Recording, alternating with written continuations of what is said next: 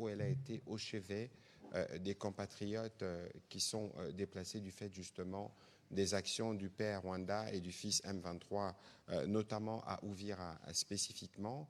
La mission humanitaire qu'elle a conduite dans ces deux pays voisins venait ensuite à d'autres missions effectuées avant par notamment le ministre délégué chargé des Congolais de la diaspora, Crispin Badou, mais aussi d'autres initiatives qui ont été très vite prises par le président de la République pour s'assurer que le gouvernement apporte le soutien, mais aussi la contribution nécessaire pour nos populations qui sont déplacées du fait justement de ces conflits dans le Sud Kivu spécifiquement.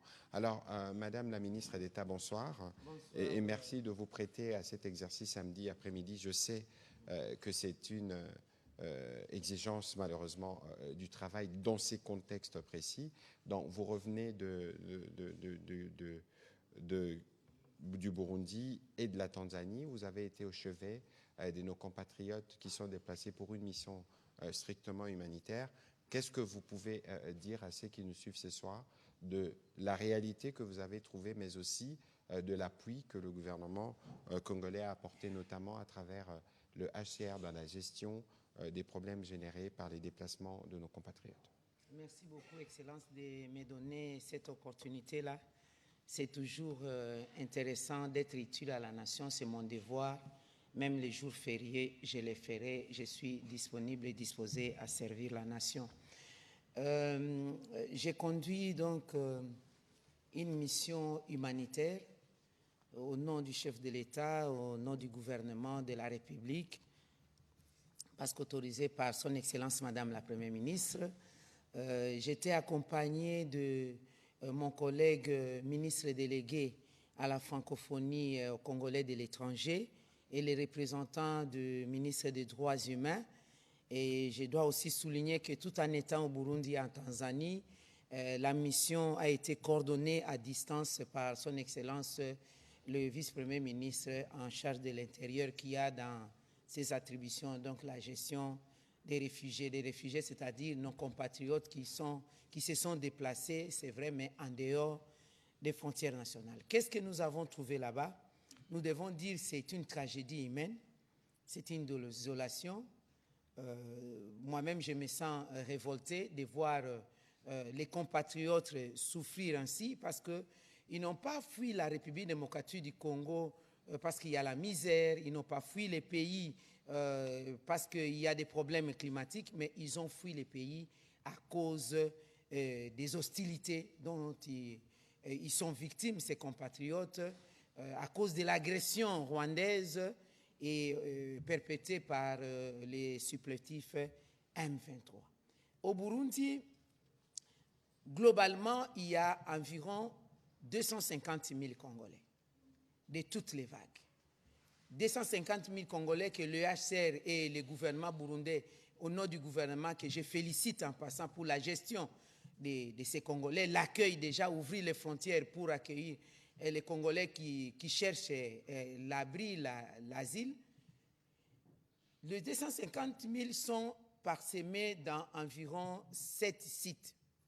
Et le gros lot se trouve dans les sites de Bousouma, où vous avez 67 000 compatriotes, dont 30 000 enfants à peu près, et 2200 enfants, selon les statistiques que nous avons, non accompagnés, qui ne connaissent même pas d'où ils viennent, des petits enfants allant de 3 à 14 ans, et la plupart, et d'autres quelque peu, à moins de 18 ans.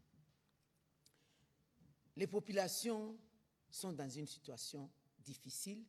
Comme vous le savez, que ce soit au Burundi ou en Tanzanie, le monde entier sait que le grand donateur de l'humanitaire, de l'aide humanitaire, les États-Unis, ont revu leur politique en cette matière et du coup, beaucoup d'agences qui étaient sur terrain en train d'exécuter à donner l'aide humanitaire, les ONG, les organisations internationales ont plié bagage. Et les poids se retrouvent maintenant au niveau des pays d'accueil.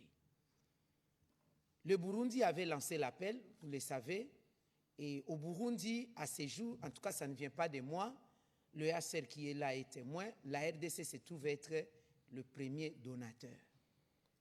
Et c'est un devoir pour nous parce que ce sont nos compatriotes, quand bien même nous avons là dérogé à la règle.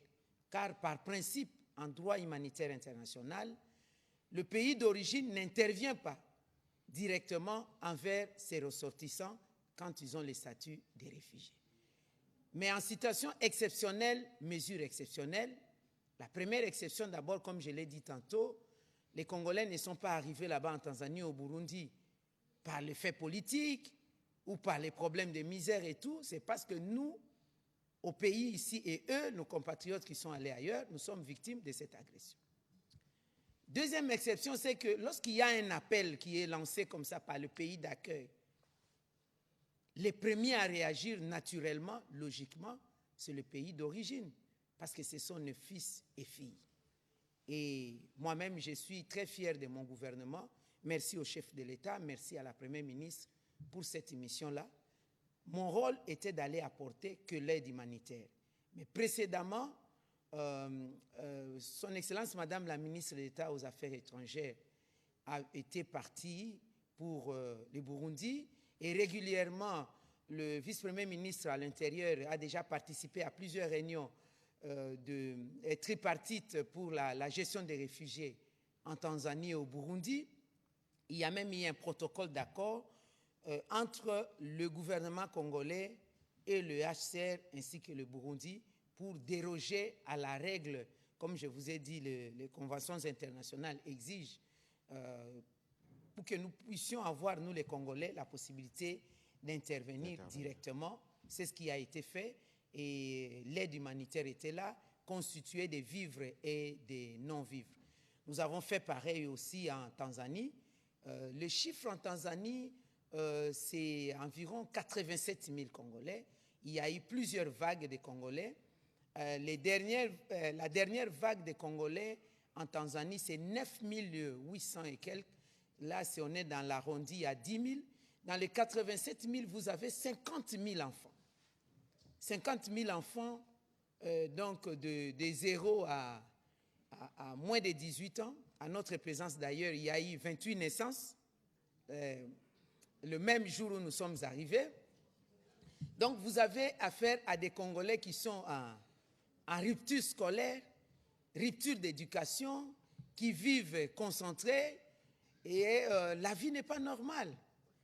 Et là-bas, il y a plusieurs vagues qui ont remonté depuis que les hostilités ont commencé en République démocratique du Congo, au vu de la proximité entre la Tanzanie et nous. De toutes les façons, Tanzanie, Burundi et la République démocratique du Congo, nous avons en commun le lac Tanganyika.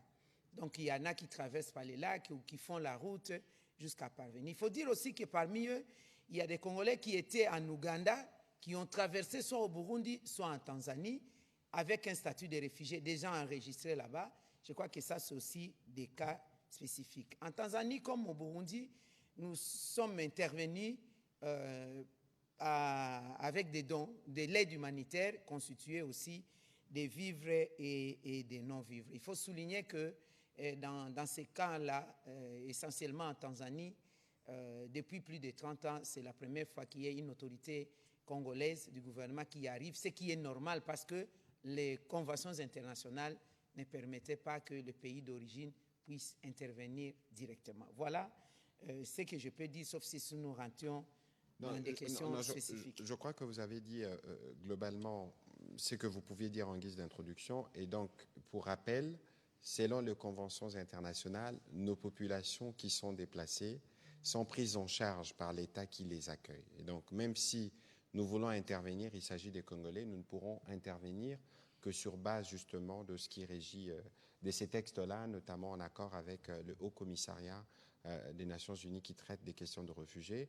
Mais bien au-delà de ce que vous avez apporté comme assistance Madame la Ministre d'État, quel est l'état d'esprit des Congolais que vous avez trouvé? Ah oui, ça, je dois quand même noter que lorsque nous sommes arrivés au Burundi, c'était un moment de beaucoup d'émotions parce qu'au-delà de leurs conditions, les Congolais vibrent au rythme de la République démocratique du Congo.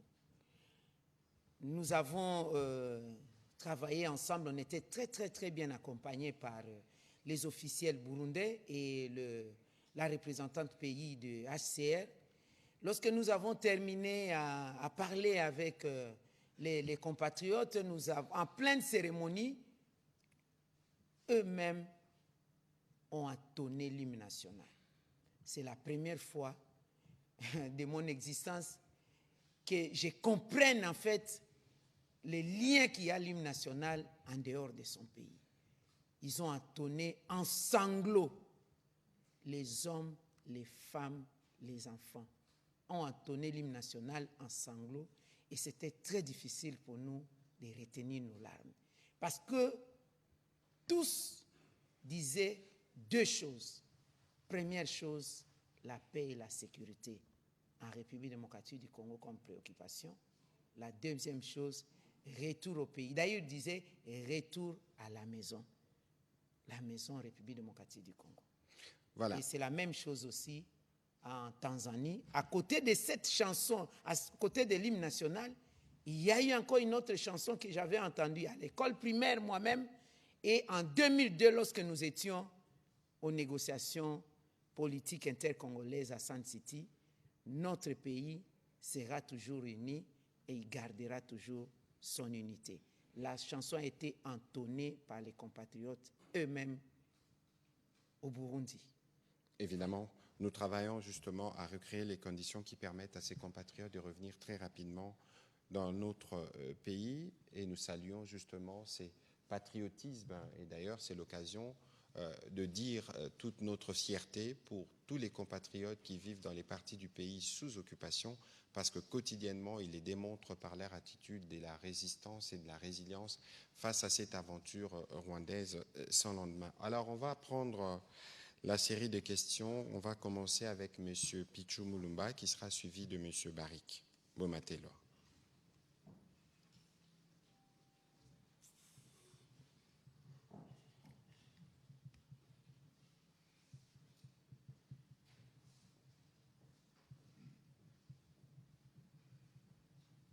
Madame la ministre d'État, j'ai juste une petite préoccupation. Vous avez parlé des enfants non accompagnés dans les différents sites, que ce soit au Burundi ou comme en Tanzanie. Est-ce que vous êtes rassuré comme gouvernement sur les priorités opérationnelles du HCR pour assurer la protection de ces enfants non accompagnés dans ces sites? Merci beaucoup. Ces enfants constituent une priorité pour le HCR, les plus vulnérables. D'ailleurs, lorsqu'on procède au dispatching des tentes, on commence par les catégories les plus vulnérables. Il y a ces enfants non accompagnés sur les questions d'abri, alimentation et soins médicaux. Et aussi, on leur adjoint, il y a des mamans du camp, spontanément, par souci maternel, les hommes et les femmes qui les encadrent aussi. Et il y a des femmes enceintes, il y a des personnes vivant avec handicap, des personnes de troisième âge, des malades et exceptionnellement aussi les survivantes des violences sexuelles parce qu'il y en a légion. Voilà, merci. On va prendre M. Barik et puis ce sera M. Eric Izami.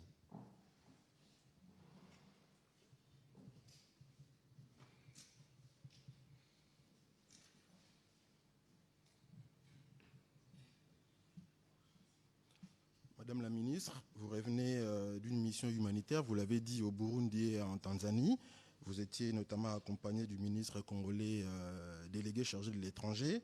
Mais juste après votre départ, il y a eu tension, notamment au camp des Boussou-Marouigi.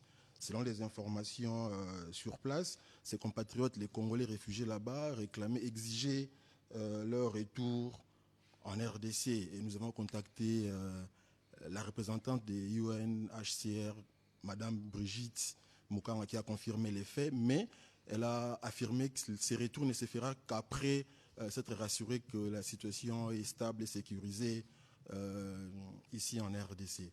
Officiellement, qu'est-ce qui s'est exactement passé dans ces camps des réfugiés? Oui, d'entrée de jeu, je voudrais d'abord remercier le gouvernement burundais et le Haut Commissariat des Nations Unies aux réfugiés pour la bonne gestion de cette situation-là. Moi aussi, comme c'était fait à mon absence, tout de suite quand j'ai appris ça, j'ai appelé les mêmes officiels que ce soit au niveau des Nations Unies et au niveau du gouvernement burundais pour en savoir plus.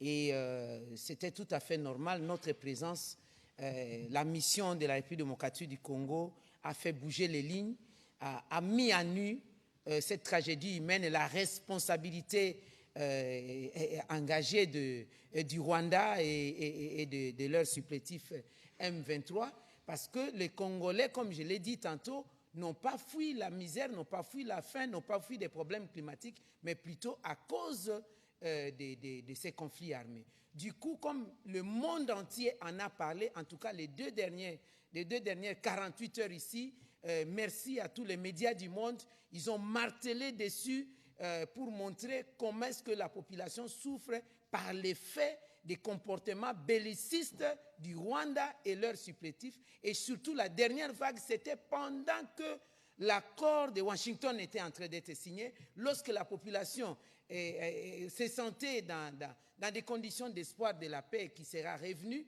eh bien, c'est à ce moment-là qu'il y a eu des bombardements. Beaucoup ont succombé d'ailleurs de leurs blessures. Et du coup, lorsque la population a exprimé les besoins de retourner au pays, parce qu'il faut aussi souligner que la plupart des compatriotes qui sont là, ce sont effectivement des responsables, des médecins, des enseignants, des hommes et des femmes d'affaires, des défenseurs des droits de l'homme, des responsables dans différents domaines qui se trouvent du jour au lendemain être déstabilisés, déracinés de leur milieu de vie. Alors leur souci étant de rentrer, alors le M23 a profité de ça pour manipuler la population, lorsque même j'avais parlé de l'infiltration, pas infiltration des militaires ou de qui que ce soit, justement ils ont pris un lien avec des compatriotes qui sont là-bas pour le manipuler et qu'ils aillent la nuit, nuitamment à 2 heures du matin, dans les compartiments, les quartiers subdivisés, 78 quartiers du camp de Bousouma à Ruhigi, ils sont allés pire en langue locale, langue nationale de chez nous, leur dire, voilà, à Uvira il y a la paix, nous devons y aller, nous devons y aller. Donc c'est ça là, la stratégie éhontée de M23 qui écrit même au gouvernement, au chef de l'État burundais, qui écrit au secrétaire général des Nations Unies, comme qui dirait, les compatriotes peuvent rentrer à Uvira, il y a la paix. Mais ils sont venus comment? Est-ce que les Burundais sont allés les prendre ou le HCR? Ils sont allés là-bas parce qu'ils voulaient sauver leur peau, parce que vous êtes des terroristes. Donc voilà ce qui s'est passé en vrai, c'est ça la manipulation de la population, comme la population les trouve aussi dans les besoins de rentrer. Et heureusement pour nous, nous remercions encore le gouvernement burundais et ainsi que le HCR qui ont pu contenir la population, les aider. Nous sommes prêts, le gouvernement burundais est prêt. D'ailleurs, c'est de ça qu'on parle plusieurs fois. Je l'ai dit tantôt que le vice-premier ministre en charge, ministre de l'Intérieur, à qui revient la responsabilité de la gestion des réfugiés, a déjà participé plusieurs fois à des réunions tripartites. Nous avons un plan chronométré pour devoir le retour, pour avoir les retours des compatriotes, mais préalablement, il faut qu'il y ait la paix et la sécurité. On ne peut pas faire revenir les Congolais pour les mettre encore dans des situations difficiles. Non, ça, on ne peut pas. Ça serait non-assistance en personne en danger. Ça serait sacrifier nos compatriotes. Voilà. Voilà, on va prendre... La toute dernière question. Vous avez tout à l'heure dit que le gouvernement n'a pas le droit d'apporter directement de l'aide auprès de ses compatriotes réfugiés là-bas au Burundi. Mais ces réfugiés se plaignent aussi de ne pas être en possession de l'aide que vous leur apportez comme il se devrait. J'aimerais savoir quels sont les mécanismes que vous avez mis en place maintenant que vous avez déjà quitté Burundi et Tanzanie pour vous rassurer que réellement cette aide-là profitera aux réels bénéficiaires. Avant l'aide humanitaire de la République démocratique du Congo et après l'aide humanitaire de la République démocratique du Congo, il y a une organisation. La première organisation, d'abord, c'est au niveau du ministère de l'Intérieur de ces différents pays. C'est comme ça que nous avons trouvé les hauts commissariats des Nations Unies aux droits de l'homme. Et puis, il y a une administration interne. Les réfugiés eux-mêmes ont un gouvernement. Ils ont un gouvernement qui est constitué des présidents, des conseillers, des chargés chargés des femmes, chargés des enfants et tout. Il y a des ONG nationales des droits de l'homme et humanitaires localement dans ces pays et aussi de manière structurée, il y a des compartiments. Je vous ai parlé en termes de quartiers. On connaît quartier 1, quartier 2, quartier 3. Il y a même 1A, 1-2, selon que c'est un groupe de femmes, un groupe des enfants. Et il y a même les ONG qui encadrent spécifiquement les enfants par rapport aux loisirs. J'ai trouvé ça, j'ai apprécié. Il y a une ONG qui s'occupe des enfants, le jeu d'enfants, on a mis pour détraumatiser les enfants. Et la même chose pour l'accompagnement psychosocial des femmes, comment on dit, victimes de violences sexuelles. Donc, l'heure de l'heure touche directement. J'ai un témoignage. On pourrait peut-être, j'aurais dû vous l'envoyer bien avant. J'avais déjà envoyé à la RTNC où nous avions trouvé un groupe de 11 femmes qui étaient dans une situation très difficile, survivant des violences. Et lorsque nous avons présenté ça au HCR, parce qu'il y en a quand même 87, 86 000, eh bien, ces femmes, après nous, ont envoyé un témoignage pour dire chacune a été amenée à l'hôpital. Les Médecins sans frontières sont là, ils s'en ont occupé au camp de Boussouma. Chacune a reçu donc l'abri et on leur a donné la nourriture et les habits. Donc je vous dis, en termes d'organisation, moi-même, je m'en suis inspiré pour réajuster les tirs pour la gestion des déplacés internes. Voilà, merci beaucoup, Madame la ministre d'État. On va prendre plutôt les questions de M. Touver-Roundi, et puis ce sera M. Éric Izami, puis sera suivi de M. Patrick Ilunga. Merci, Monsieur le ministre, pour la parole nous accordée. Madame le ministre, durant votre séjour, on a vu l'assistance arriver, mais les gens pensent que l'assistance est venue directement de Kinshasa. Est-ce que vous n'avez pas donné l'opportunité aux opérateurs locaux de bénéficier de leur accueil en achetant localement? Monsieur le ministre de la Communication, une question d'actualité. Depuis ce matin, même depuis hier, beaucoup des médias annoncent que l'AFC M23 est en train de se retirer de Uvira. Et ce sont des annonces des médias du monde. Qu'en dites-vous? Ce ne sont pas que les annonces de médias. J'ai cru voir un courrier plutôt dans ce sens. Mais vous savez, d'abord, ils n'auraient jamais dû être à Uvira. Ça, c'est le point de départ. Mais après, nous connaissons la méthode, nous connaissons la tactique. Que vaut un retrait sans départ? Et aujourd'hui, je sais qu'aujourd'hui, à renfort justement des médias orientés, on va encore essayer, comme au début, de faire une simulation avec des personnes sélectionnées pour venir faire croire qu'ils sont partis d'Uvira. De toute évidence, ils n'auraient jamais dû y être, comme je le disais en début. Et pour nous, toutes les déclarations qu'ils font, en réalité, ne valent rien. Parce que nous connaissons justement la tactique de la désinformation, nous connaissons aussi les justificatifs. Pour rappel, à Uvira, il n'y a pas des FDLR. S'il faut qu'on revienne sur quelques sujets de départ. Ensuite, parce qu'il fallait justifier le narratif, on a vu l'ambassadeur du père, donc du Rwanda, au Conseil de sécurité, revenir dans un discours où il cite 9 fois le nom de la communauté Banyamulenge. Et donc, cette tentative ou cette nouvelle initiative n'est qu'une manière de contourner l'attention de la communauté internationale, qui s'est déjà exprimée clairement là-dessus, spécialement le gouvernement américain, qui disait qu'ils doivent quitter Uvira, et pour nous, ils doivent quitter toutes les parties de la République démocratique du Congo. Et donc, dans ces jeux malsains, connaissant leur méthode, sûrement qu'ils vont laisser des agents infiltrés dans la ville. Et ces agents peuvent avoir le mandat d'identifier nos compatriotes membres de cette communauté, faire ce que le père et le fils savent faire et recréer encore un autre narratif. Ça, c'est le schéma classique qui est connu. De toute évidence, pour nous, pour toutes les parties d'ailleurs du pays sous occupation, nous avons déjà travaillé sur des plans de restauration de l'autorité de l'État. Et pour Uvira, ça arrivera évidemment, dans le jour qui vient, parce que de toute évidence, ils n'auraient jamais dû arriver là s'il faut considérer les différents points de l'évolution des processus de paix.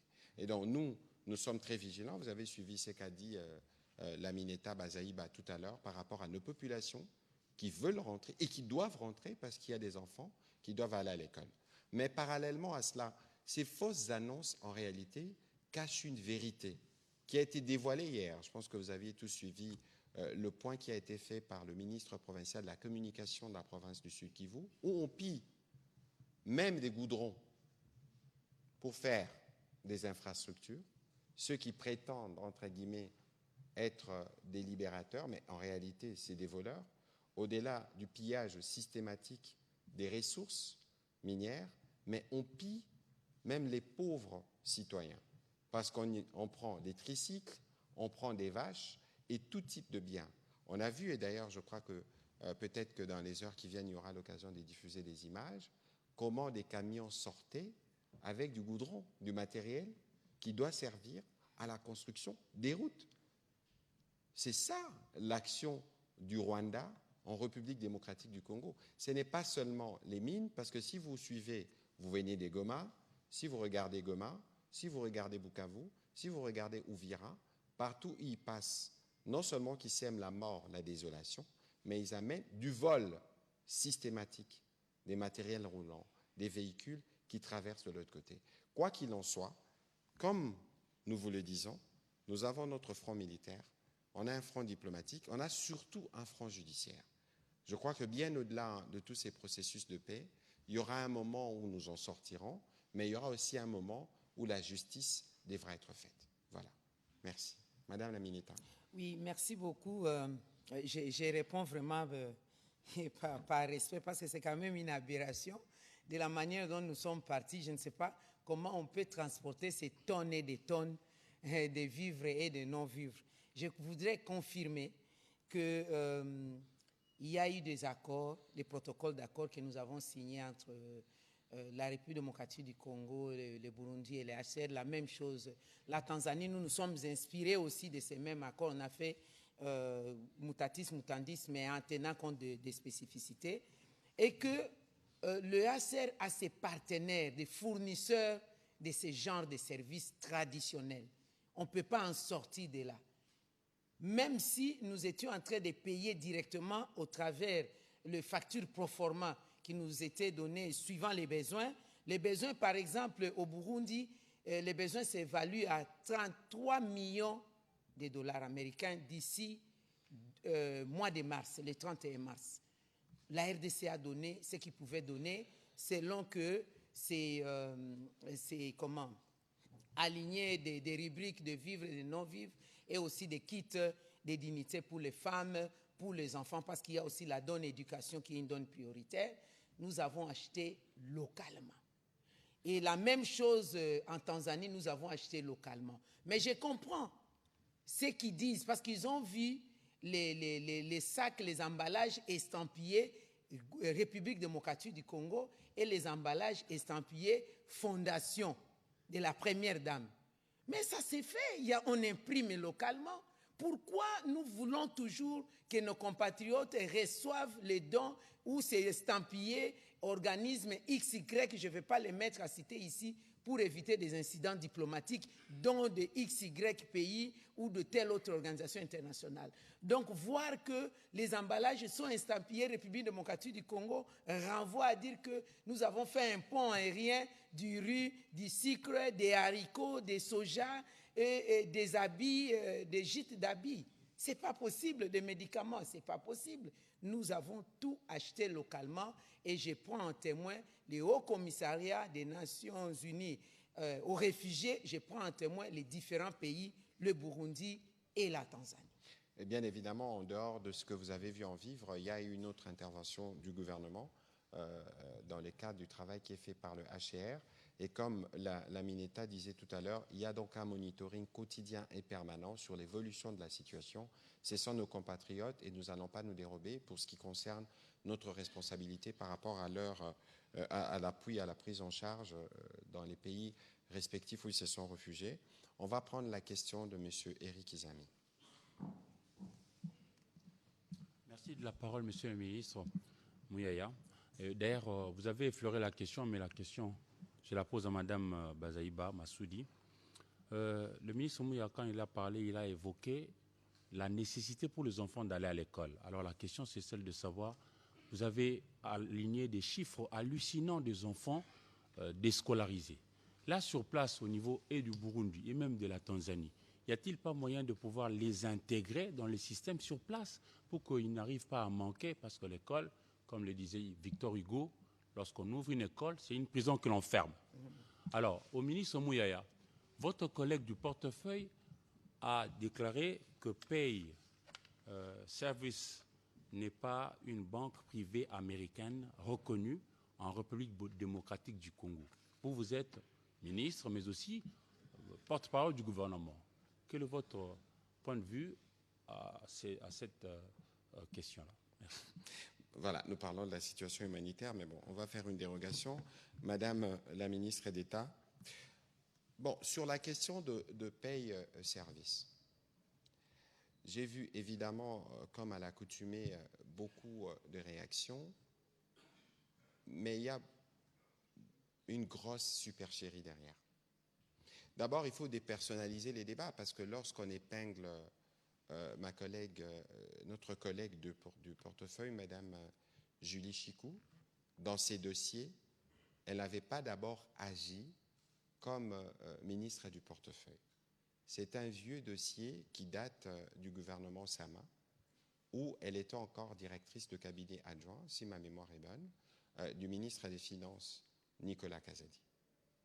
Et lorsque les prestataires en question viennent proposer ces services, il y a eu évidemment des mémorandums d'intention qui ont été signés avec certaines structures, notamment le ministère du portefeuille.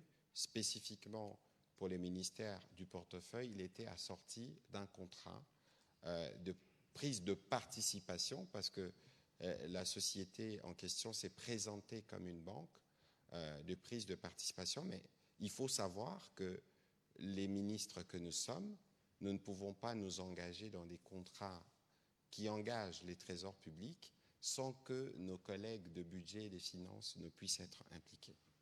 Première précision. La deuxième précision, parce que j'ai vu après, à la suite de cet article, dire que celle qui était Dirka Bayer, devenue aujourd'hui ministre, a demandé 10% pour se faire corrompre. Mais ce que vous devez savoir, c'est que lorsque elle travaille au niveau du ministère des Finances, avant de procéder à un quelconque paiement, en banque on appellerait ça compliance, mais on doit faire de due diligence. On doit vérifier la régularité de la société qui doit être bénéficiaire de ces paiements au niveau du Trésor public. Et dans toute la chaîne, les informations alléguées par ces prestataires n'ont pas été vérifiées. Alors, comment penser que celle qui était au milieu du contrôle sur effectivement les capacités existentielles de cette société qui prétend être une banque et qui dit que si l'État paye 3%, ça représentait à peu près 20 millions de dollars, d'une banque qui doit valoir plus de 450-600 millions, aucune trace. Comment pensez-vous alors, celle qui était censée du contrôle pour vérifier si cette entité existe réellement et fonctionne conformément aux lois américaines, va elle, être corrompue alors qu'elle sait que l'État ne peut pas payer les dossiers en l'état? Elle sait, parce qu'elle était directrice de cabinet au ministère des Finances, que l'État ne pouvait pas payer pour une société qui n'est pas ce qu'elle prétend être. Alors, lorsque, dans un enchaînement totalement inapproprié, on veut dire que celle qui est devenue ministre du portefeuille voulait se faire corrompre, dans la foulée, on y rajoute le ministre des Finances. Je rappelle que ces dossiers qui datent de l'époque où mon aîné Nicolas Kazadi était ministre des Finances, il ne l'avait pas payé. Le ministre des Finances actuel ne pouvait pas le payer parce que simplement les diligences faites ne permettaient pas qu'on les fasse. Alors comment pensez-vous que toutes ces personnes averties peuvent, eux, se noyer dans un jeu de corruption? Ensuite, on parle de celui qui est devenu gouverneur de la Banque centrale. Je ne voudrais pas rentrer dans le détail parce que je pense qu'il y a des communiqués qui ont été faits au niveau du portefeuille, au niveau des finances. Mais ici, je voudrais simplement rappeler que nous tous, lorsque nous apprenons des questions de ce genre, il ne faut pas toujours s'empresser de relayer. Parce que c'est tellement facile de vouloir nous présenter sous une casquette de corruption, alors qu'ici, en l'occurrence, le travail a été fait. Et par contre, on ne l'a peut-être pas dit, mais la ministre du portefeuille, non seulement qu'on lui a proposé de pots de vin, mais elle lui a fait du chantage de plusieurs natures par ses prestataires. Et donc, comme il recourt à la justice, évidemment, nous avons des avocats qui pourront aligner tous ces éléments. Et donc, je pense que cette question ne devrait pas continuer de bénéficier d'une quelconque attention, parce que les faits dont je vous parle peuvent être vérifiés. Et donc, voilà un peu la précision que je voulais apporter sur ces sujets-là. Voilà. Madame la ministre d'État. Oui, en tout cas, monsieur le journaliste, vous venez là de revenir sur une question très importante qui a même une position prioritaire dans le rapport que je vais présenter au gouvernement. Il s'agit de l'avenir de nos enfants. 50 000 enfants au Burundi, à peu près 30 000 enfants en Tanzanie, ça vous fait 80 000, c'est tout un pays. C'est un avenir, ce sont des cerveaux. Mais je veux quand même vous apaiser l'opinion pour dire que sur les 7 sites organisés au Burundi, 6 ont déjà l'espèce un peu de ce qu'on peut appeler école, mais qui ne prend pas tout. On essaye un peu d'encadrer les enfants dans l'éducation, y compris dans les loisirs. Seul le centre de Bousouma, comme c'est un nouveau, qui a commencé, le site a été présenté rien que le 1er décembre, c'est un nouveau site là où il y a le gros lot de Congolais au Burundi. Ça aussi, c'est une priorité et ça fait partie du rapport. Je vais donner, l'UACR attend beaucoup de nous, attend beaucoup de la RDC, le Burundi aussi attend beaucoup de la RDC pour appuyer ces volets-là pour qu'on puisse s'organiser. Par contre, en Tanzanie, je dois reconnaître que nous avons trouvé des écoles qui sont organisées aussi, construites même par l'UACR, où les enseignants sont les réfugiés. Donc on essaie de recruter les enseignants parmi les réfugiés, comme d'ailleurs les médecins, les infirmiers, on les recrute aussi parmi les réfugiés, que ce soit au Burundi ou en Tanzanie. Eh bien, on a organisé, il y a des écoles, on enseigne, mais les conditions ne sont pas les bonnes parce qu'il y a le trop plein. Nous avons 11 salles, en tout cas dans l'école où j'étais parti visiter, 11 salles. Dans une salle de classe, vous avez 127 élèves, 150 élèves. Il y en a qui s'assiedent à même les sols. Il n'y a pas de bancs, les conditions et la chaleur et tout ça. Donc, c'est le chahut. Et c'est aussi un peu mélangé, mais les gros lots, ce sont des Congolais. On trouve des Kenyans et quelques Burundais. Voilà ce que je peux vous répondre à ce niveau-là. Mais on ne peut pas prendre les enfants qui ont le statut de réfugiés, de les reverser malheureusement dans les écoles de ces différents pays.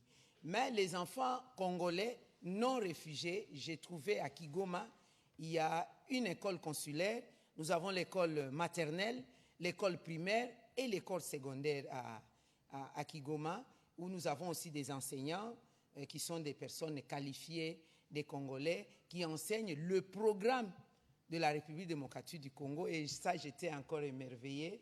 Les enfants parlent très bien français. Et j'ai posé quelques questions d'éducation civique. Qui est le président de la République démocratique du Congo? Ils ont répondu très bien. Qui est la première ministre de la RDC? Ils ont répondu très bien.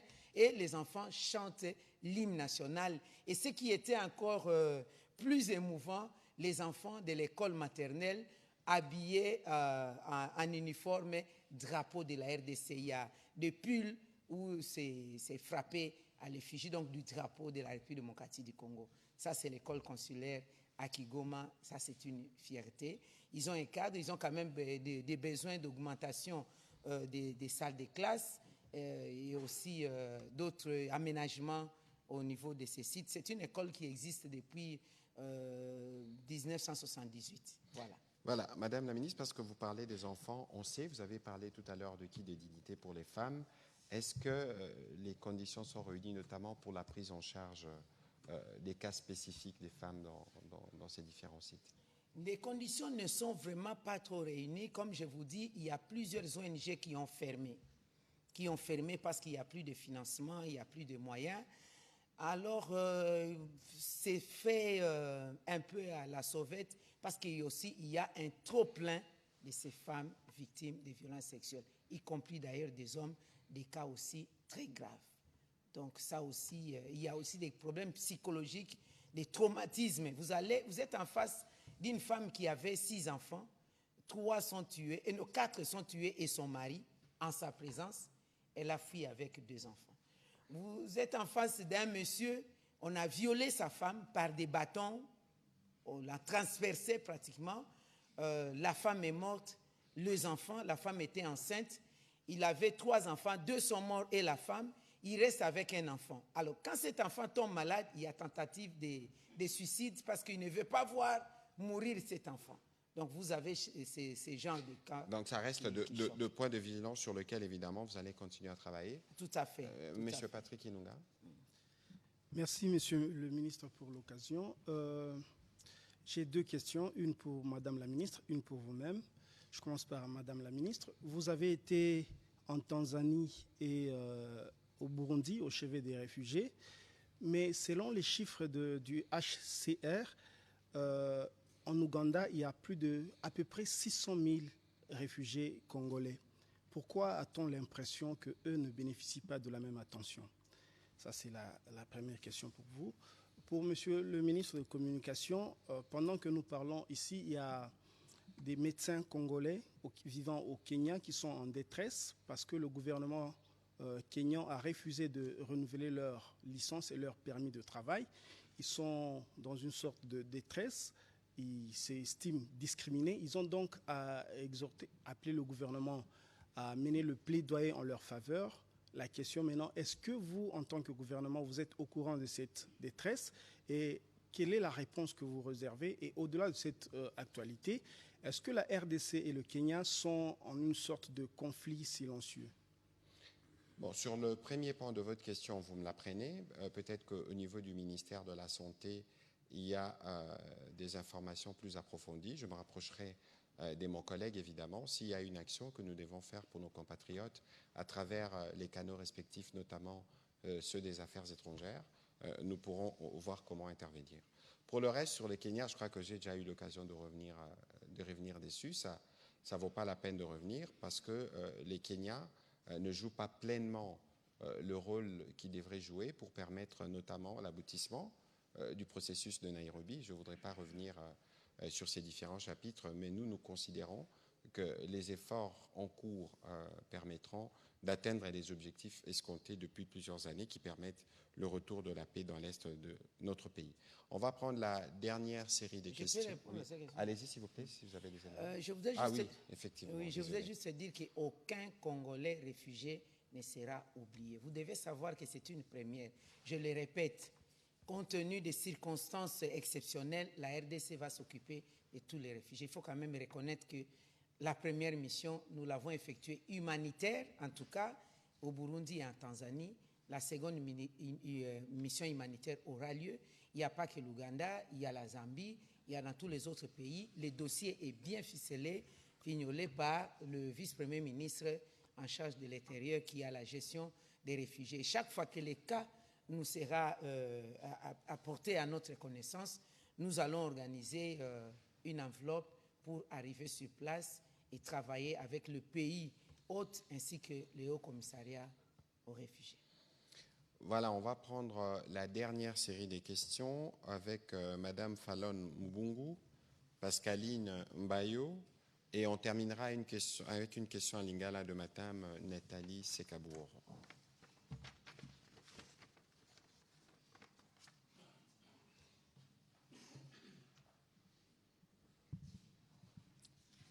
Ma question s'adresse directement à la ministre Eve Bazaïba.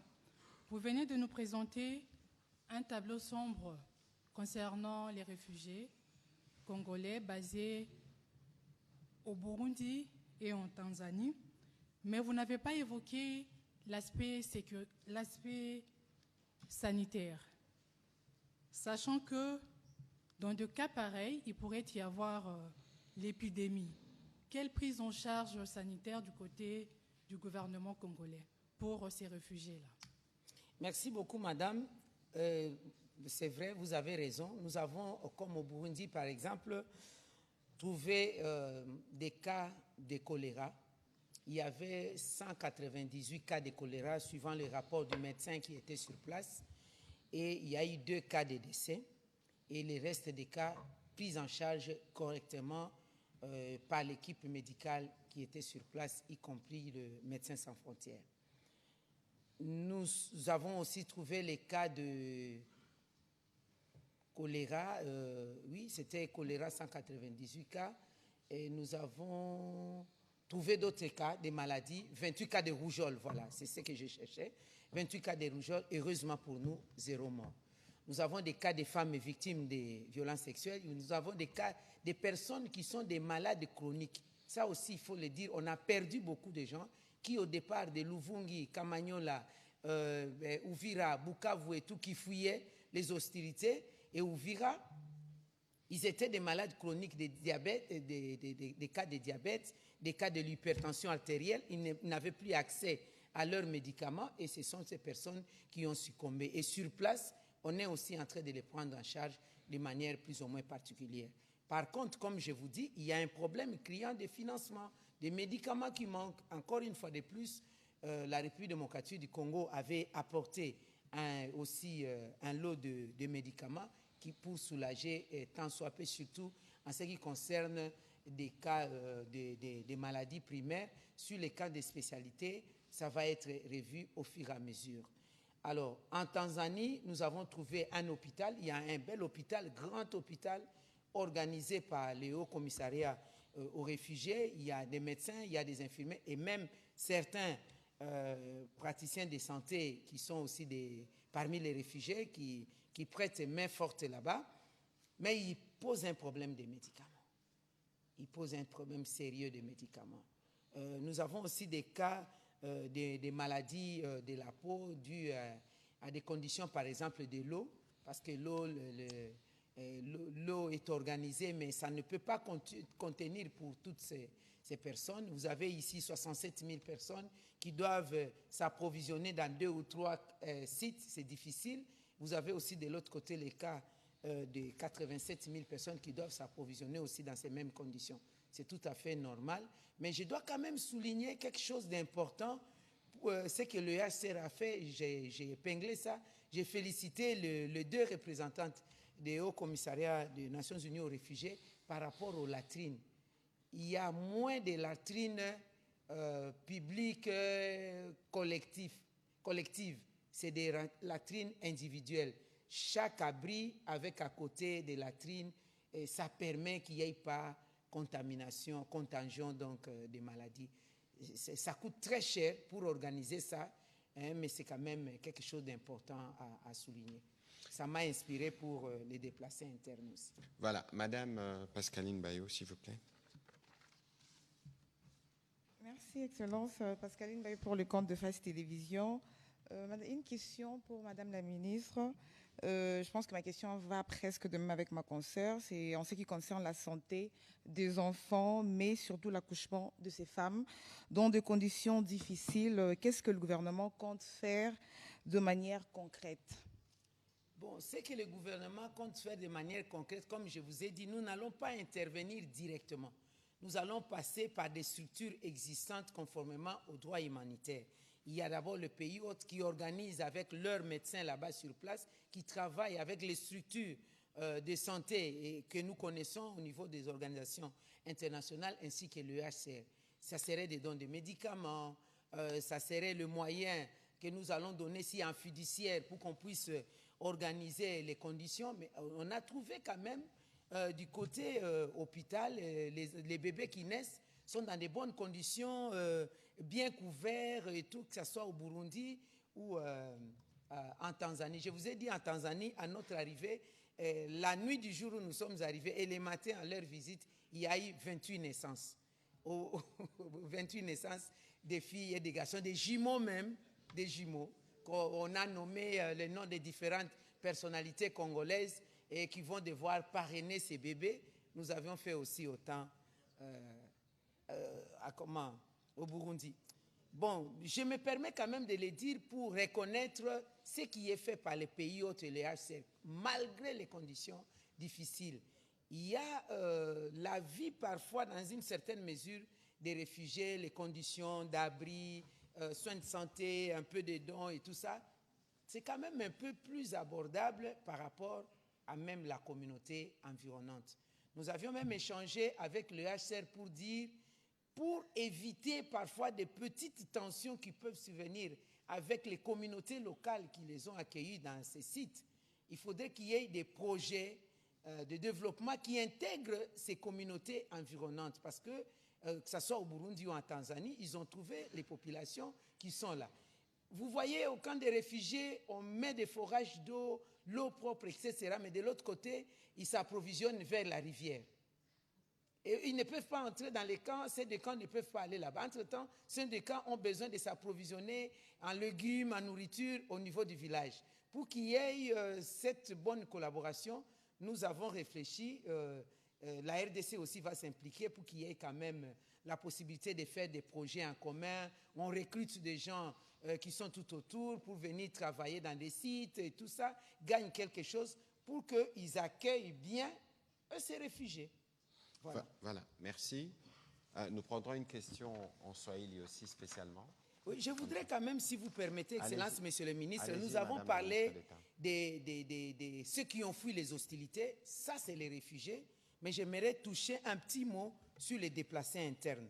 Le 1er décembre, ensemble avec l'équipe humanitaire pays ici, nous avons rendu public des chiffres communs en termes de prévisions pour 2026. Là, je parle du 1er décembre 2025. Qu'est-ce que nous avions retenu? Nous avions retenu que, compte tenu de la situation que connaît la République démocratique du Congo, qui cause la situation humanitaire, des conséquences humanitaires, il y a 3 chocs spécialement.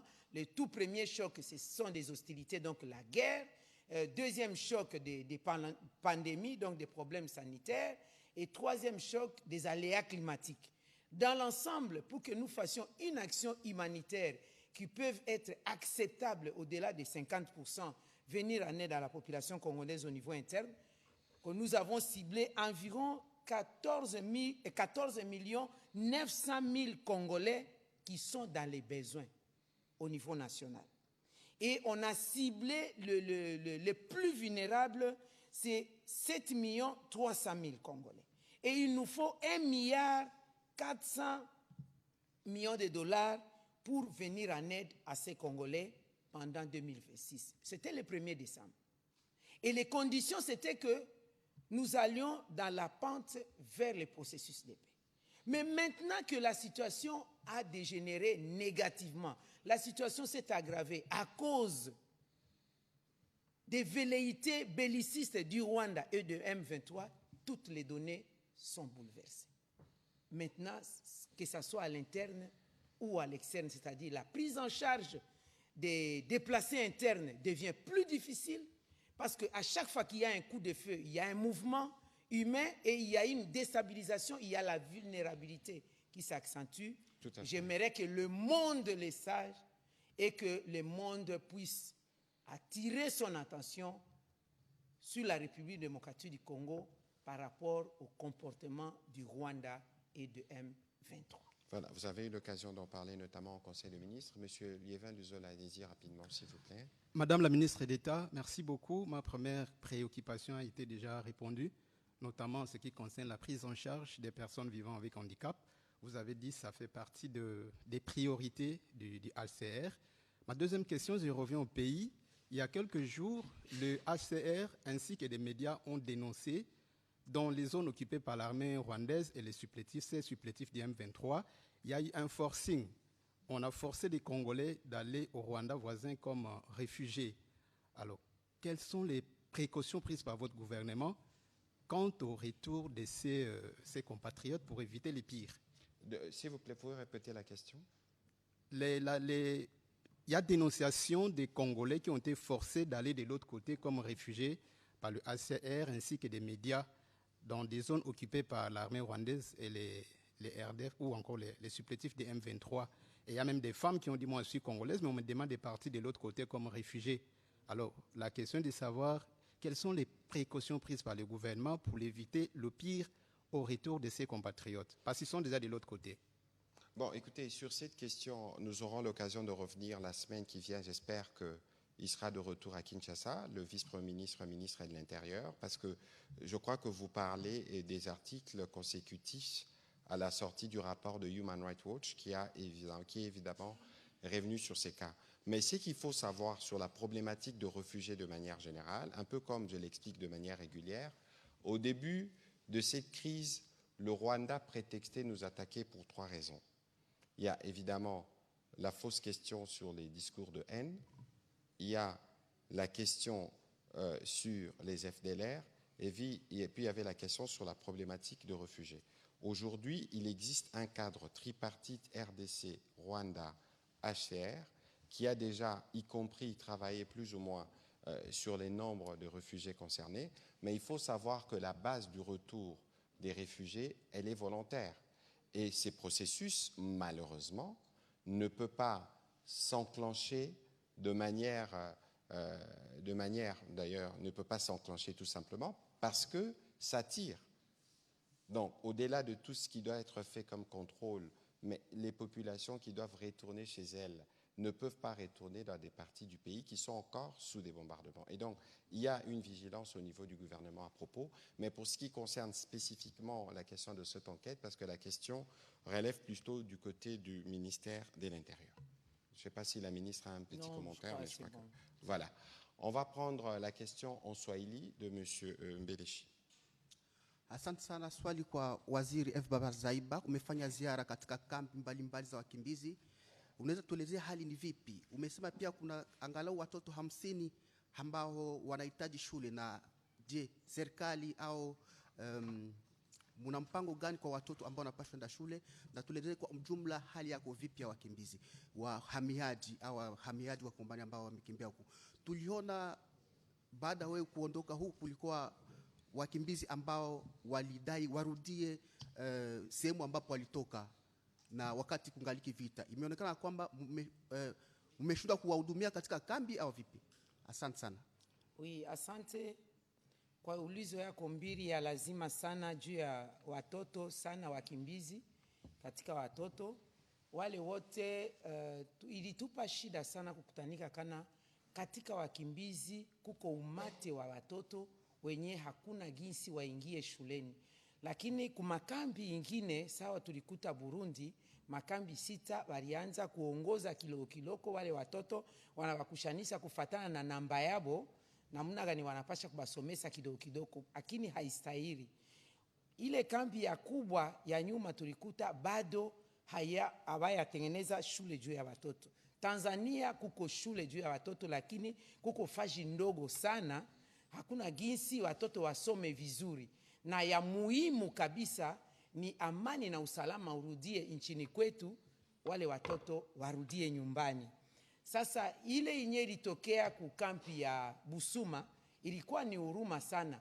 Walidanganyika, walirongofewa kusema wanatuma watu kuwaelezea Wakongomani hivi banapata ya moyo wabo inapenda warudie nyumbani, ndio wanawaita barudie nyumbani kwa haraka. Lakini mbele ya Wakongomani kurudia nyumbani kwao, inchi nye kuwapokea maana yake Burundi na UNHCR wanasema na sisi pia inapasha amani na usalama uingie kunyumba.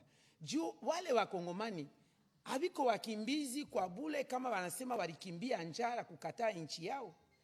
Hawakukimbia chochote ya mazingira inaharibika.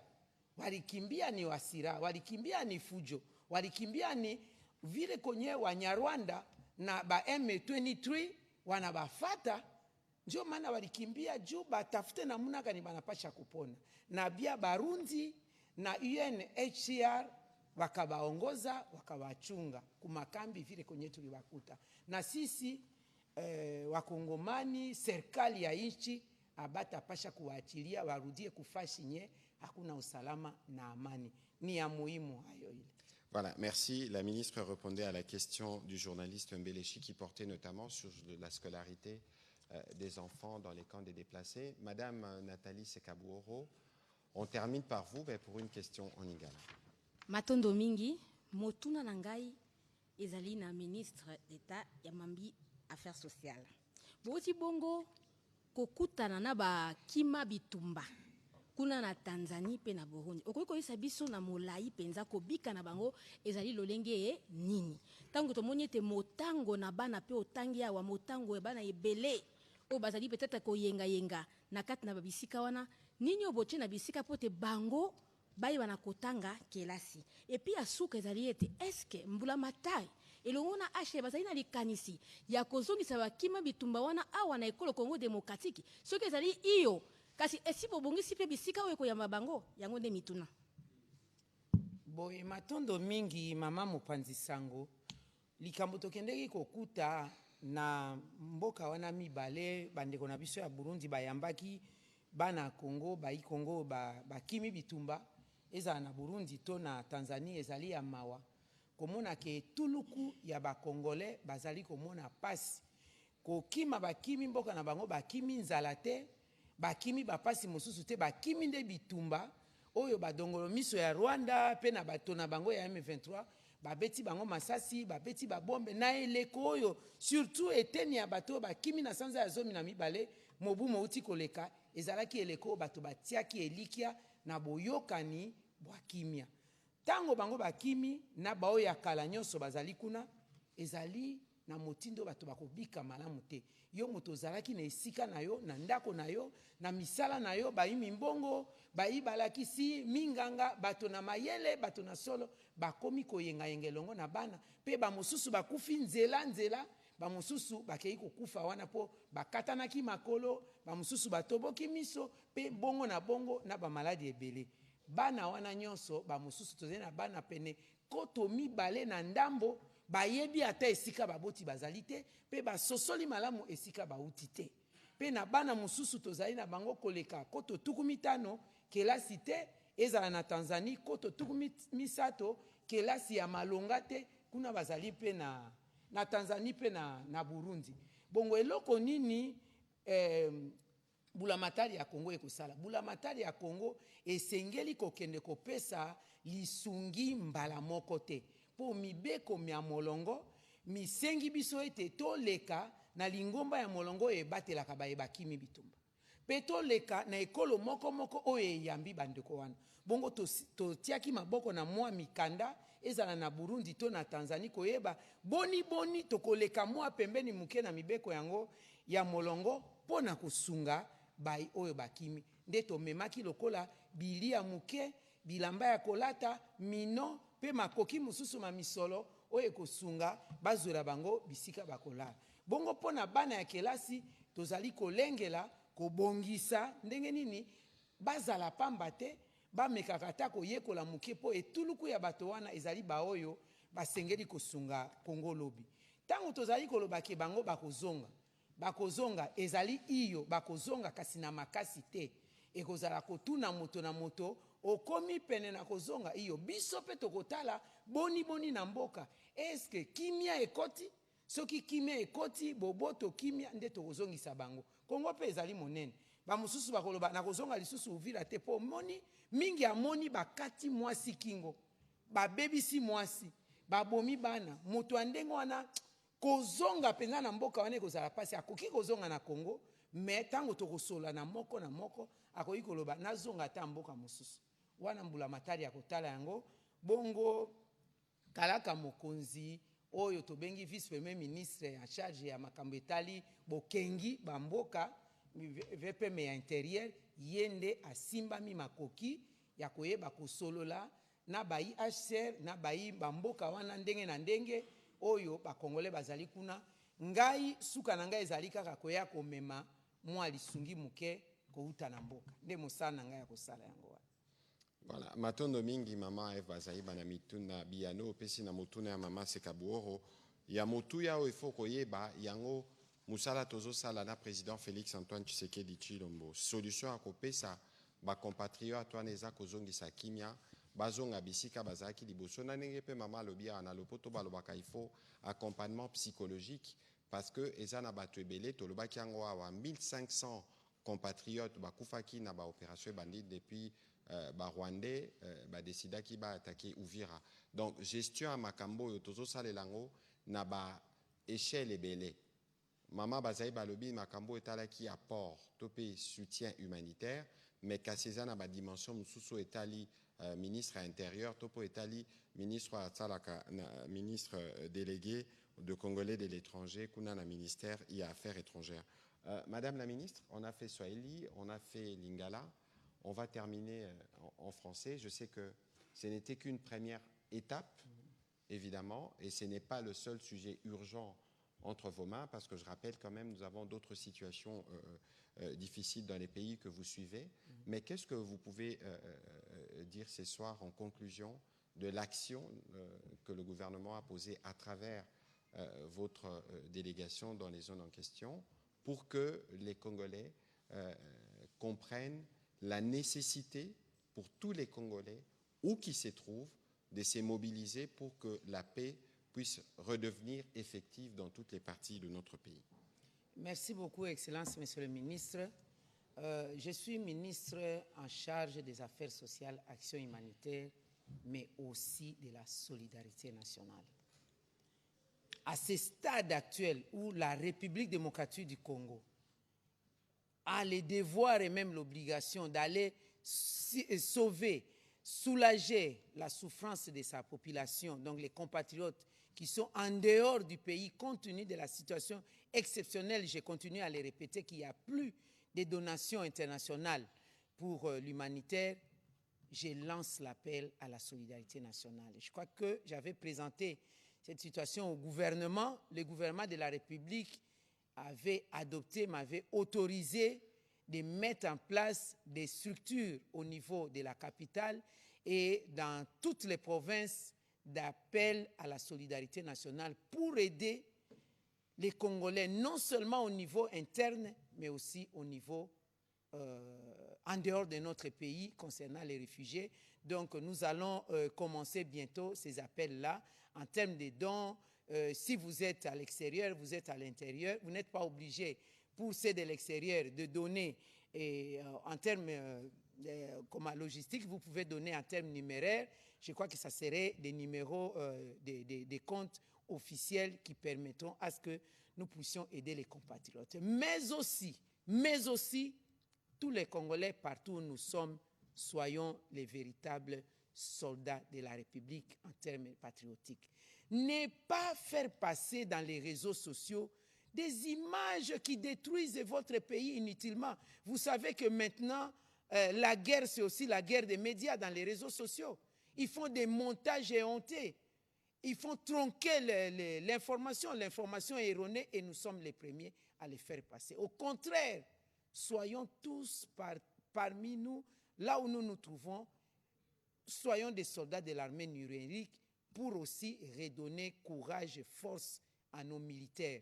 Par rapport aux éléments que je vois passer dans les réseaux sociaux ici, vous voyez bien que c'est un montage qui n'a rien à voir.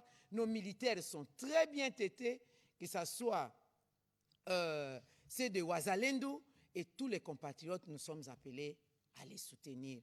Voilà le message que je peux dire à ce jour. Nous tous, nous avons un téléphone portable. Faisons notre guerre dans tous les fronts pour que nous puissions recouvrer la paix en République démocratique du Congo. C'est un pays merveilleux.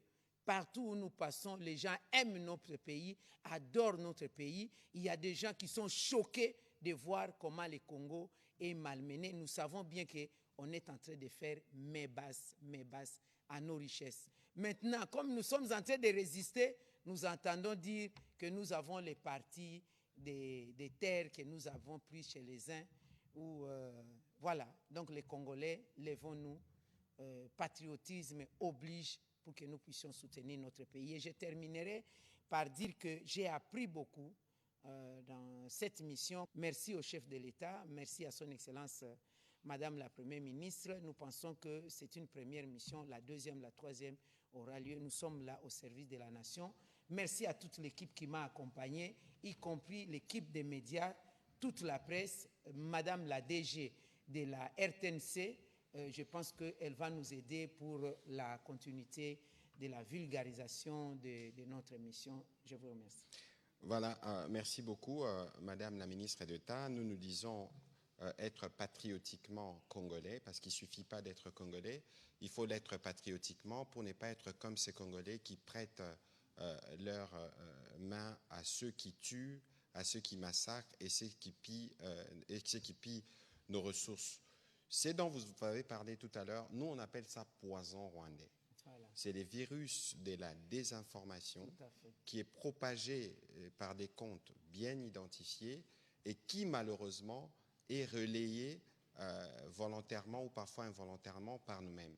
C'est pour ça que nous continuons de travailler étroitement avec les médias pour d'abord apporter la bonne information et pour dire aux Congolais que tout ce que vous voyez sur les réseaux sociaux, vous ne devez pas y croire jusqu'à ce que vous voyez un média en parler. Ce que nous, on appelle poison rwandais, c'est justement ces fausses nouvelles, c'est justement ces paroles coupées, c'est justement toute cette manipulation relayée et qui, malheureusement, trouve un terrain fertile du fait de notre démocratie. Alors, pour protéger notre démocratie, partout où nous sommes, nous devons éviter la propagation du poison rwandais et du virus de la désinformation qui n'ont pour mission que de nous diviser, que de s'aimer la zizanie entre nous. Merci encore de vous être prêté à cet exercice de redevabilité. Évidemment, avec la RTNC, nous continuerons parce qu'il ne s'agit pas simplement de ce programme de solidarité envers nos compatriotes déplacés, mais il s'agit aussi de programmes d'éveil patriotique, mais il s'agit aussi de programmes des connaissances de ce que nous sommes pour que tous unis autour du président de la République, de nos forces armées et du gouvernement, nous puissions terminer cette guerre une bonne fois pour toutes. Bonne soirée chez vous. Merci.